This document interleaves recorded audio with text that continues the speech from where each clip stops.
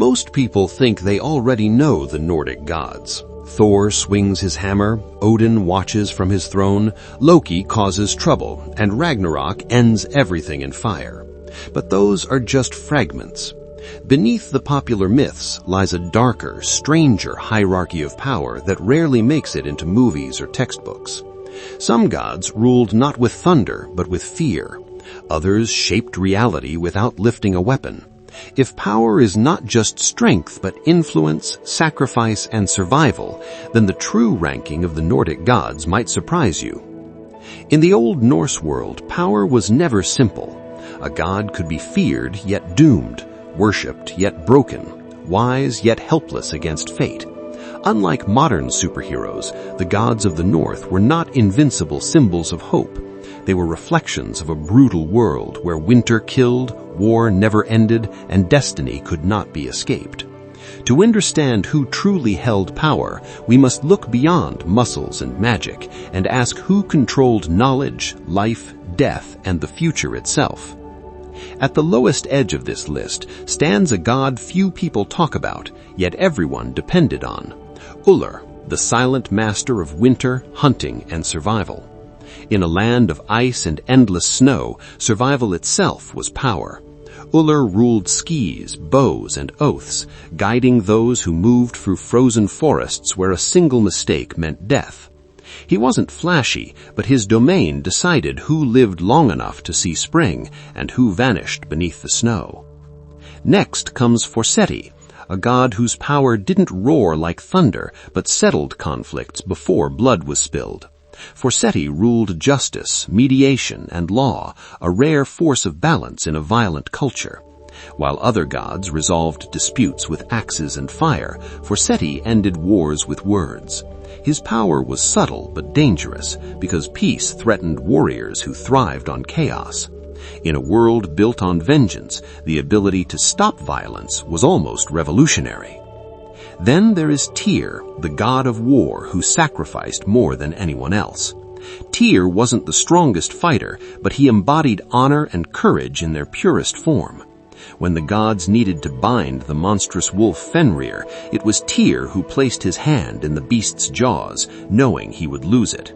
That willingness to sacrifice himself for the safety of the cosmos gave Tyr a power few others possessed, trust, even from monsters.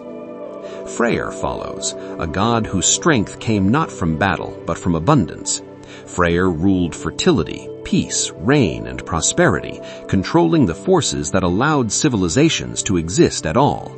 Crops grew or failed by his favor. Kingdoms rose during his blessings and starved without them. Yet Freyr made a fatal choice, giving away his magical sword for love, weakening himself before Ragnarok. His power fed the world, but his mercy sealed his fate. Hel is next, and her power is often misunderstood. As ruler of Helheim, she governed those who died not in glory, but in sickness or old age.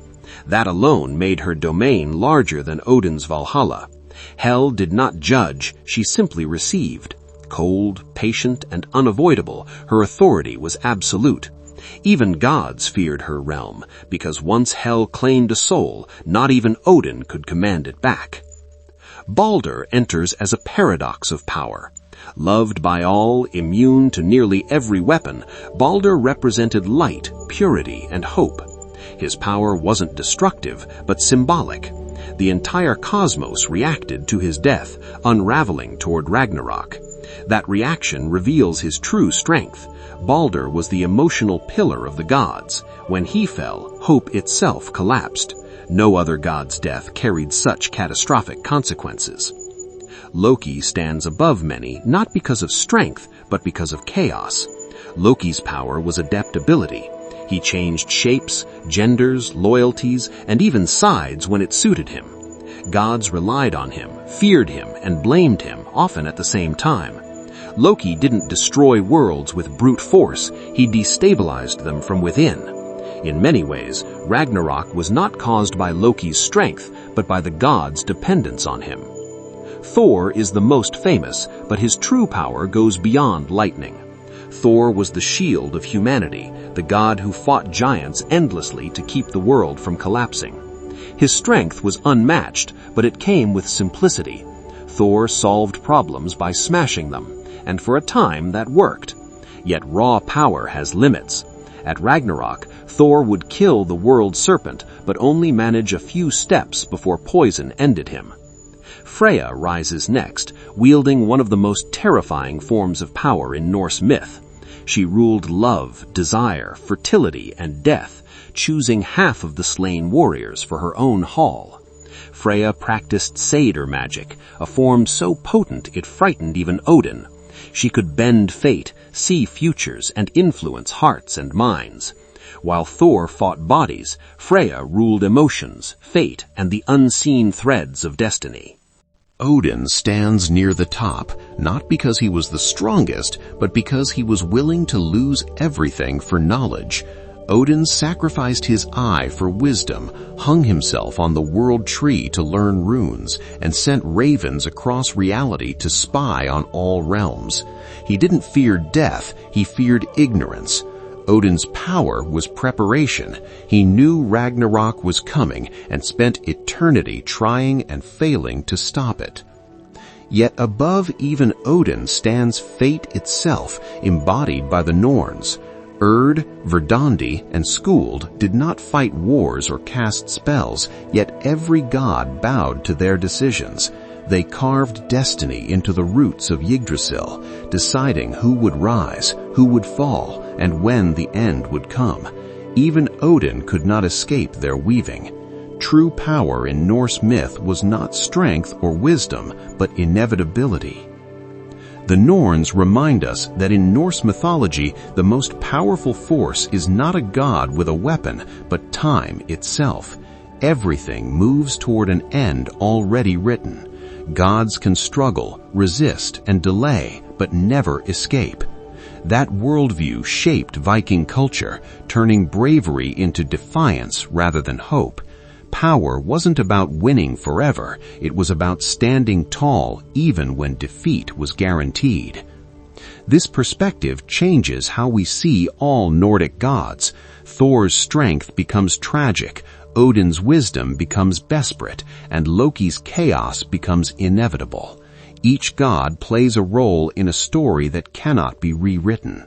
Their power lies not in victory, but in how they face the end.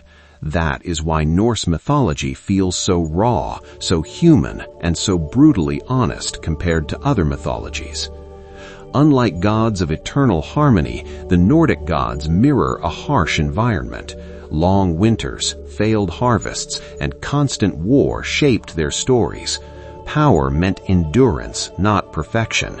A god who could survive loss, pain, and prophecy held more weight than one who ruled peacefully. This is why sacrifice appears again and again. Power demanded payment, and the gods paid in blood, limbs, and futures. Even Ragnarok itself is not simply destruction, it is renewal through collapse. The old gods fall, the world burns, and from the ashes something new emerges. In that sense, power is cyclical, not permanent. The strongest gods are not those who avoid the end, but those who shape what comes after it. Norse myth accepts endings as necessary, not tragic mistakes. This idea sets Nordic mythology apart from modern hero stories. There is no final victory, no ultimate salvation. There is only struggle, choice, and legacy. A god's power is measured by how deeply they influence the world, even after death. Baldur's return, Thor's sacrifice, and Odin's preparation all echo beyond their lives. When we rank the most powerful Nordic gods, we are really ranking ideas: strength, wisdom, chaos, love, death, and fate. Each god represents a force humans have always feared and respected. The myths were not meant to flatter the gods, but to explain a world that felt unpredictable and cruel. Power was never comforting, it was something to endure. That is why these gods still resonate today. They are flawed, doomed, and painfully aware of it. Their power doesn't lie in saving the world, but in confronting its end with open eyes. In a universe where destiny cannot be escaped, courage becomes the highest form of strength. So when you hear stories of Thor's hammer or Odin's ravens, remember that those symbols hide deeper truths. The most powerful gods were not the loudest or strongest, but those who shaped fate, accepted loss, and faced annihilation without turning away. That is the real hierarchy of power in Norse mythology. And perhaps that is why these myths survived, not because they promised hope, but because they taught resilience. They whispered that even in a world destined to fall, how you stand matters more than how long you stand. If you look closely, the Nordic gods are not distant beings. They are reflections of human struggle carved into myth. Their power is our power, magnified by story and time, and their fall is a reminder that meaning does not require immortality. In the end, the most powerful force in Norse mythology is not a god at all. It is the choice to face the inevitable with courage. That is the lesson hidden beyond the myths, waiting for those willing to look past the thunder.